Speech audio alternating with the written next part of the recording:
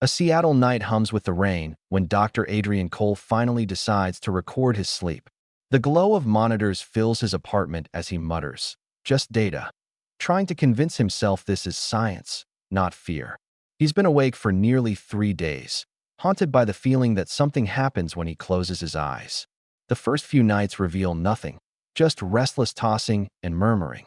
But on the fourth night, at exactly 3:03 a.m., Adrian sees himself sit upright on the footage, motionless, unblinking, staring straight into the camera. His pulse races as he watches himself lean closer to the lens, lips moving silently. When he wakes the next morning, he feels bruises on his arms he can't explain, and on the footage, his sleeping self whispers a single word: awake. Adrian shows the footage to Emily, his research assistant, who assumes it's a sleepwalking episode. Together, they study more recordings. But this time, they notice something stranger, a faint whispering on the audio track, like someone answering him from the shadows. Frame by frame, they find movement behind him, a second figure, barely visible, pacing the room. The timestamps don't align. The shadow moves before Adrian does. The phenomenon defies causality, suggesting that someone, is acting outside time itself. Adrian tries to rationalize it through neuroscience, but a quiet terror grows inside him each night. When neighbors claim they've seen Adrian walking outside around midnight, he brushes it off as confusion. But when he checks his phone's GPS, it confirms movement patterns while he's supposedly asleep. Then an elderly man from across the street approaches him, trembling, claiming he saw two Adrians standing by the alley, one silent, one smiling. Adrian's rational world starts cracking. He stares into mirrors and notices his reflection lagging, reacting a heartbeat too late. The delay grows longer each day until the reflection begins to smile on its own. He smashes the mirror, but when he looks down, the shards reflect a dozen versions of himself, all blinking at different times. Desperate for answers, Adrian admits himself to his own sleep clinic to undergo intensive monitoring. He's hooked up to brainwave sensors, cameras, and motion detectors. The data is horrifying. Two overlapping REM patterns appear at once. Emily insists the machine is malfunctioning, but a nurse confirms it's not. That night, Adrian's vitals spike violently at 3:03 a.m. When the nurse enters his room to check on him, the security feed cuts to static. In the morning, she's gone.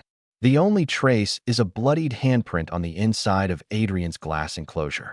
On playback, Adrian's body is seen rising, smiling, and whispering her name before both disappear from frame. Emily digs into old archives from the clinic and finds a case file from 1987. A patient described identical symptoms: insomnia, double brainwaves, mirror delays, and vanished mid-study. His last journal entry reads, "It comes when you stop dreaming." That night, Adrian's footage shows a figure standing over his sleeping body, pressing its hand against his chest. For a moment, both seem to merge into one. When he wakes, his pupils are dilated, and his voice sounds deeper, doubled, like an echo. Emily realizes the recordings aren't just documenting Adrian, they're transforming him. Whatever this entity is, it's using his image to cross over. Adrian tries to destroy every mirror in his home, convinced they're gateways. Yet each morning, one reappears in a different room. The reflection no longer matches him. It blinks too late, moves too fast, and begins to speak words he hasn't said. Emily comes over, terrified but determined to help. She swings a hammer at the final mirror, and the moment it shatters, she's pulled inside, her scream echoing through the apartment.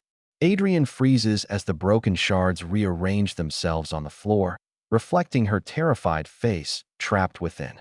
The next night's footage shows her standing behind him, whispering, "You shouldn't have watched." Police respond to a missing persons report after Emily's disappearance. They find Adrian's apartment sealed, filled with screens looping endless footage of him sleeping peacefully. Yet the timestamps show impossible loops. He's seen awake and asleep simultaneously. The police assume a mental breakdown. Meanwhile, Adrian wakes in a nearly identical apartment, but everything feels wrong. The Seattle skyline reversed, the clock ticking backward, and faint whispers echoing from his devices. His phone rings.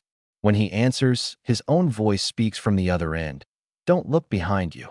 Slowly, he turns, and sees himself standing there, smiling faintly. Time fractures as Adrian's reality collapses. The footage continues even after his disappearance, showing him trapped in the recordings, reliving nights backward. Each replay distorts his memories further. He realizes he's become part of the surveillance feed, an echo in a digital loop that will never end. The final image shows his awake self watching the monitors while his reflection stares back, whispering from the other side of the glass, "Now it's your turn to stay awake." The camera flickers, the clock freezes at 3:03 a.m., and the screen fades to black as static consumes his last breath.